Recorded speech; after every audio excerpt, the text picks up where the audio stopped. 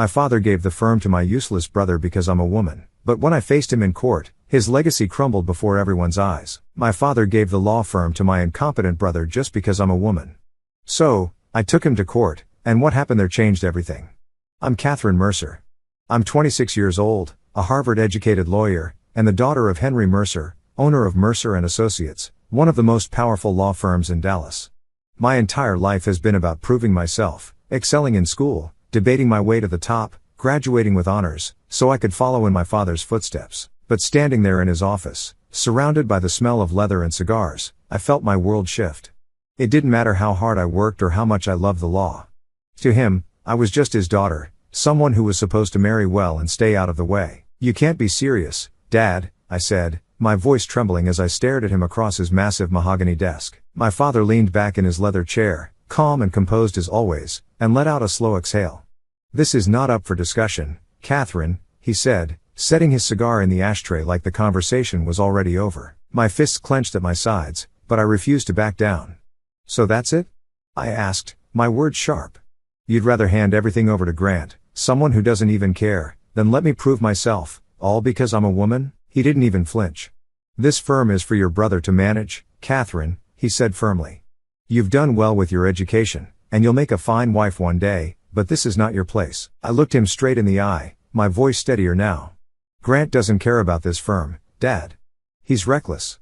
He barely scraped through community college, and he has no idea how to run a business.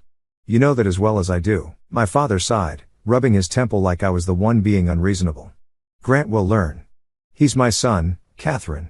It's his birthright to take over Mercer and Associates. And you," he paused, his voice softening just slightly, "you have other options. A future that doesn't involve the stress of running a firm. I'm protecting you." I felt a bitter laugh escape my lips. "Protecting me?" I said, shaking my head. "You're not protecting me, Dad. You're holding me back. I've earned this. I've worked harder than anyone, including Grant. And you know it. But you won't even give me a chance because you're too stuck in your ways to see what I'm capable of." His expression hardened, and I knew I'd pushed too far. "That's enough, Catherine," he said, his voice sharp. "We're done here." I stormed out of his office, my heels echoing through the marble halls of our family's estate. My mother was in the parlor, quietly arranging flowers in a vase. She looked up as I passed, her expression soft but tired. "Catherine," she said gently. "What happened?" I stopped, turning to her with a mix of frustration and desperation. "He won't let me work at the firm," I said, my voice breaking. "He's handing everything over to Grant, and he expects me to smile and accept it." She sighed, her hand stilling over the flowers. "Your father. He has his ways," she said, her tone hesitant. "But maybe it's best not to push him, dear. He means well." I stared at her, stunned. "Means well?" I repeated. "Mom, he's throwing away everything I've worked for because I'm a woman. How can you stand there and defend that?" She lowered her gaze, and I could see the years of quiet submission etched into her face. "I just don't want to see you hurt, Catherine," she said softly. "Sometimes it's easier to let things be." Her words hung in the air, and I realized in that moment that I was on my own. That night, as I lay in bed staring at the ceiling, the weight of my father's words pressed down on me. I thought about everything I'd done to get to this point, late nights poring over case law, the endless debates at Harvard, the sacrifices I'd made to live up to the Mercer name. And for what? To be told I didn't belong, that my only value was to marry into another powerful family. The thought made my stomach turn. The next morning, I was halfway through packing my suitcase when the door to my bedroom creaked open. My mother stood there, her face pale and confused. "Catherine, what are you doing?" she asked, her voice laced with worry. Before I could answer, my father appeared behind her, his brows furrowed in irritation. "What's all this?" he demanded, stepping into the room. "Where do you think you're going?" Grant showed up last, leaning casually against the doorframe, still in his robe. "Packing for a vacation, sis?" he asked with a smirk. I snapped the suitcase shut and stood tall, facing them all. "I'm leaving," I said simply. "And since I'm not welcome at the firm, and apparently don't belong in this family's plans, I'm going to find a place where I do." My father's face darkened, and my mother clutched her pearls, looking like she was about to cry. "Catherine," she said softly. "Don't do this. Let's talk about it." But I shook my head, my resolve unshaken. "There's nothing to talk about. You've all made your priorities clear." My father's jaw tightened, and he stepped closer. "Don't be ridiculous, Catherine," he said, his tone cold and dismissive. "This is your home. Where else would you go? And for what? To make some sort of point? I met his gaze without flinching. Yes, Dad, I said firmly. To make a point that I'm worth more than being pushed aside for someone who hasn't earned a damn thing. You made it clear last night that I have no place in your firm. So I'll find a firm that values what I bring to the table. Grant let out a low chuckle, shaking his head. You're really making a big deal out of nothing, Cat, he said, crossing his arms. You're throwing a tantrum just because Dad isn't handing you the keys to the kingdom. His smug tone pushed me over the edge. This isn't a tantrum, Grant, I snapped.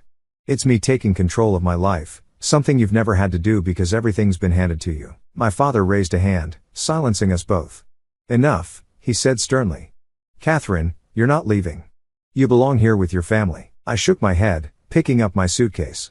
No, Dad. I belong somewhere I'm valued, and clearly that's not here. I walked past them, my suitcase rolling behind me as I made my way down the grand staircase. My mother followed, her voice trembling. Catherine, please don't go, she said softly. We can figure this out as a family. I stopped at the base of the stairs and turned to look at her, the woman who had spent her life swallowing her own voice to keep the peace. Mom, I said gently, I love you, but I can't keep pretending that things will change if I stay. They won't. My father stood at the top of the stairs, watching silently, his face unreadable. Grant leaned against the banister, clearly unfazed, like my departure meant nothing. I opened the front door and turned back one last time. When you're ready to treat me like more than just a daughter who needs to marry well, you know where to find me, I said, my voice calm but firm. Then I walked out. The crisp morning air hit my face as I closed the door behind me. For the first time in my life, I felt truly free. I didn't look back after leaving that house. Within days, I secured an interview at one of the most respected law firms in Dallas. They didn't care that I was a Mercer. All they cared about were my credentials and my drive. When I walked into that office, I wasn't Henry Mercer's daughter. I was Catherine Mercer, Harvard graduate and determined attorney. By the end of the week, they offered me a position. And for the first time, I felt like I belonged somewhere for what I could do, not for who I was. The work was challenging but rewarding, and I thrived in an environment where I wasn't constantly being compared to someone else. My new boss, a sharp and modern man named Richard Hayes, took me under his wing. He valued my insight and pushed me to take on more responsibility. Within a few months, I was handling high-profile cases and earning the respect of my colleagues. It wasn't the life I had envisioned for myself growing up, but it was mine, and that made all the difference. As much as I was thriving professionally, the nights were harder. Cutting ties with my family wasn't easy, no matter how justified it felt. There were moments, quiet ones, like coming home to an empty apartment after a long day, when the weight of it all would hit me. I missed my mother's gentle presence, even if she never stood up for me. I even missed the chaos Grant brought to the house, as infuriating as he was. But what hurt the most was knowing my father didn't think twice about letting me go. Months passed, and I poured everything I had into my work. The cases were demanding, often leaving me in the office late into the night. But I thrived under the pressure. With each victory, my confidence grew. I wasn't just a lawyer anymore. I was a force to be reckoned with. Richard Hayes started assigning me to more high-stakes cases, and soon I was gaining a reputation as one of the firm's rising stars. The growth wasn't just professional, it was personal, too. I learned to stand on my own, to make decisions without worrying about whether they would please my father or fit into the mold my family had crafted for me. Every step forward felt like proof that I was more than they had ever given me credit for.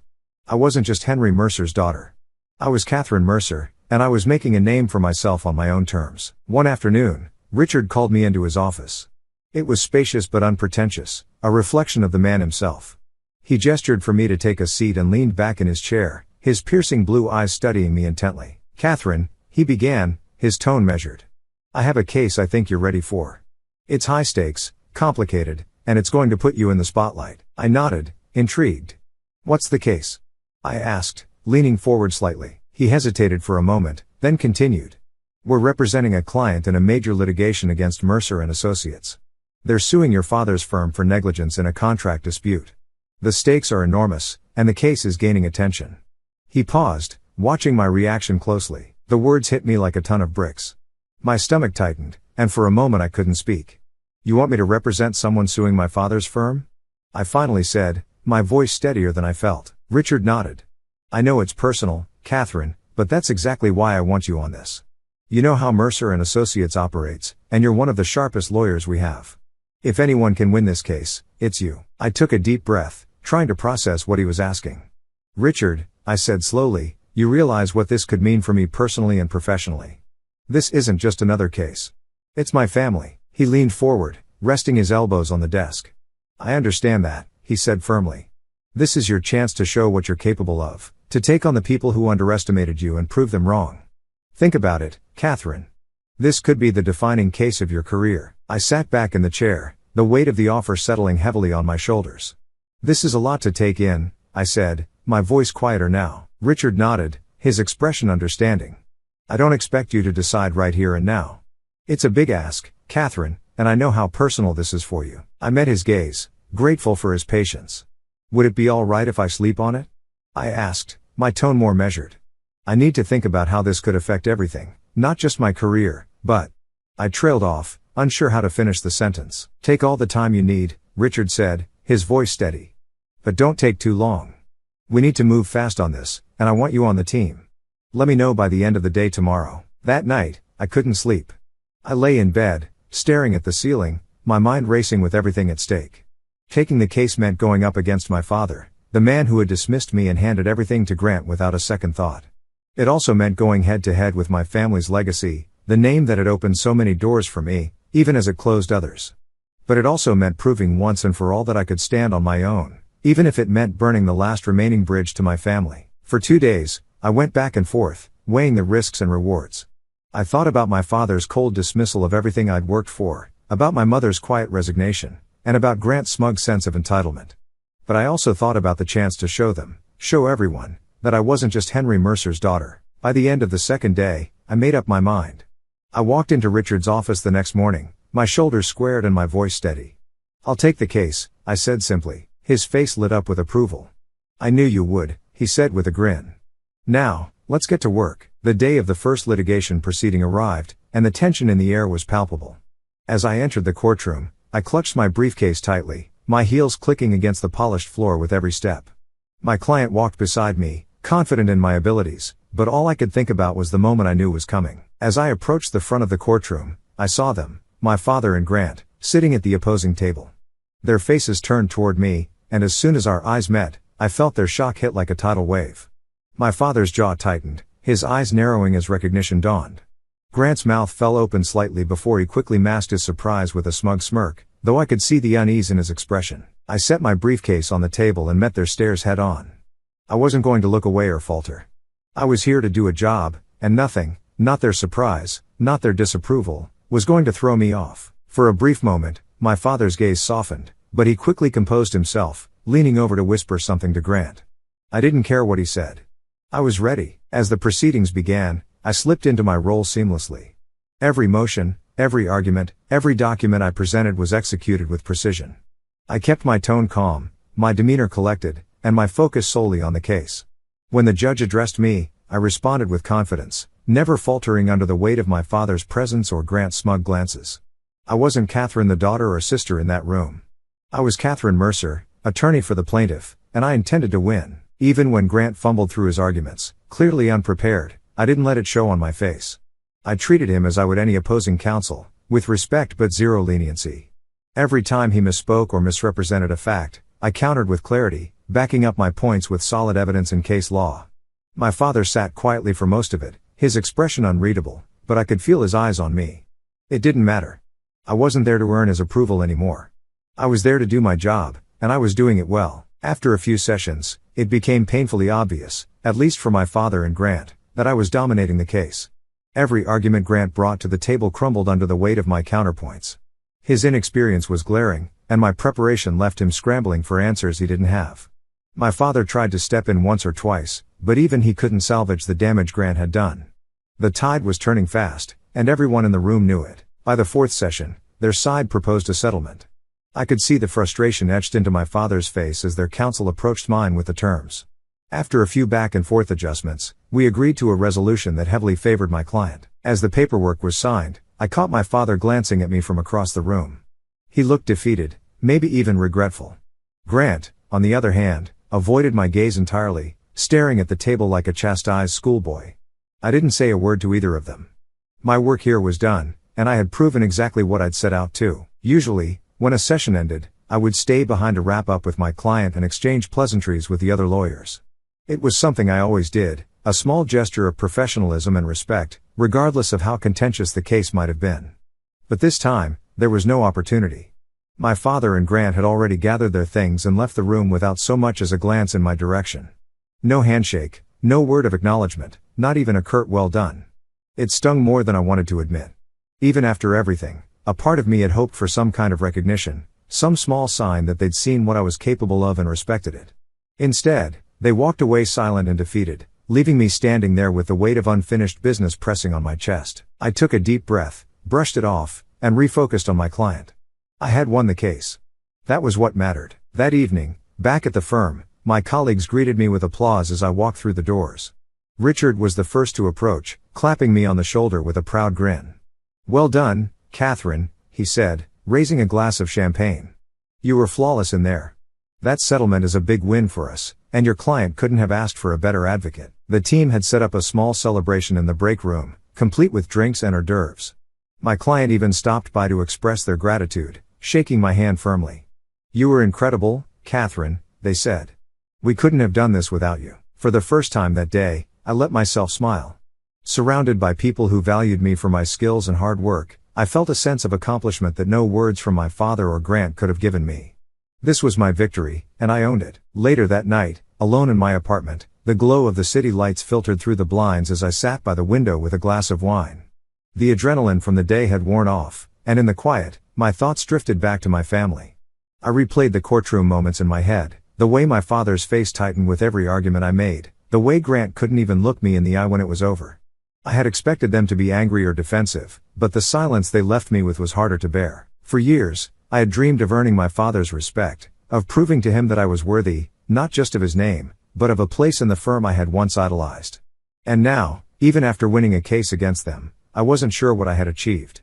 Did they finally see me for who I was? Or was I just a reminder of their failure? The questions lingered unanswered as I stared out at the Dallas skyline, wondering if the ties I'd cut could ever truly be mended. The next morning, as I walked into the office, the usual buzz of conversation and ringing phones greeted me. I barely had time to settle in before Richard approached, a curious look on his face. "Catherine," he said, his tone cautious but warm. "Your father is here. He's waiting in your office." The word stopped me in my tracks. "My father?"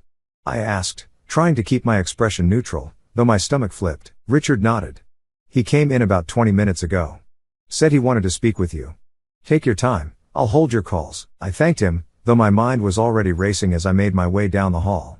When I opened the door to my office, there he was, Henry Mercer, sitting in the chair across from my desk, his hands clasped tightly in front of him.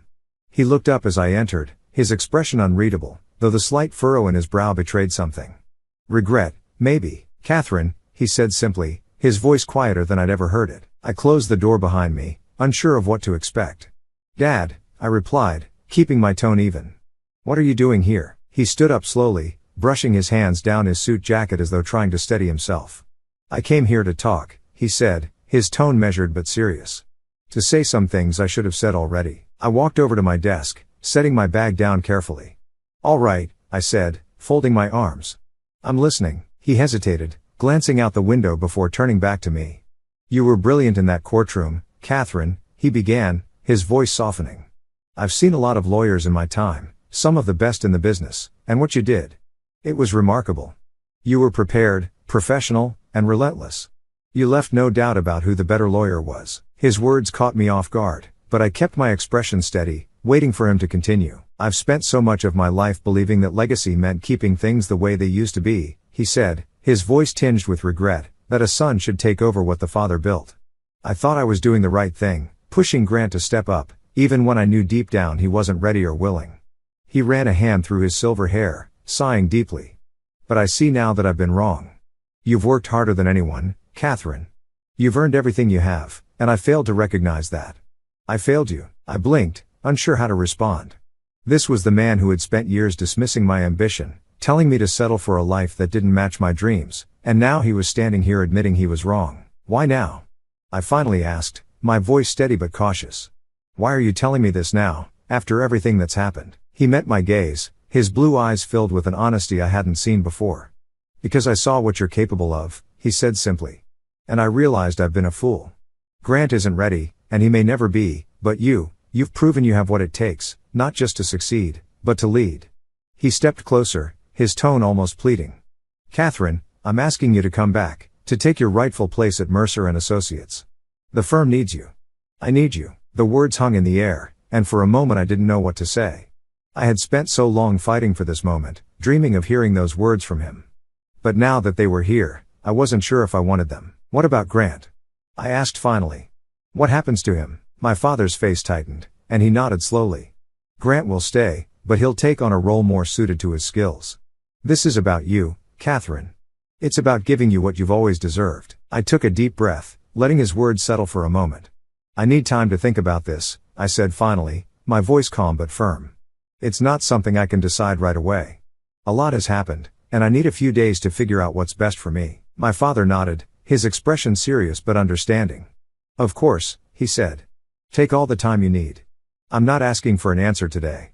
I just needed to say my piece. He moved toward the door, but before he left, he turned back to face me. Catherine, he said, his tone softer now. I know I haven't said this enough, or maybe ever, but I am proud of you. Watching you in that courtroom, you were better than I ever was, better than I could have imagined. His words hit me harder than I expected. And for a moment, I just stared at him, unsure of how to respond. He gave me a small, almost hesitant smile before turning and walking out of the office, leaving me alone with my thoughts. As I sat at my desk, his words echoed in my mind, better than I ever was. For so long, I had fought to prove myself to him, to show that I was more than just his daughter, that I was capable, strong, and deserving of respect. And now, hearing those words, I felt a surge of pride that I couldn't ignore. This wasn't just about him anymore. I was proud of myself for standing my ground, for thriving on my own, and for showing the world, and my father, exactly what I was capable of. Now it's late at night, and I'm lying in bed staring at the ceiling, thinking about what to do. My father's offer is everything I've worked for, everything I thought I wanted. But going back would mean stepping into a world where I was once dismissed, where I'd have to navigate the shadows of old wounds and fractured trust. It would mean working alongside Grant, knowing how little he valued what we both stand to represent. And yet, staying where I am has its own challenges. This firm has been good to me, and I've grown here in ways I never imagined. But it's not my legacy. It's not Mercer and Associates, the place I dreamed of running since I was a little girl. If I go back, I'd have a chance to shape that legacy on my terms, to prove that the name belongs to me just as much as anyone else.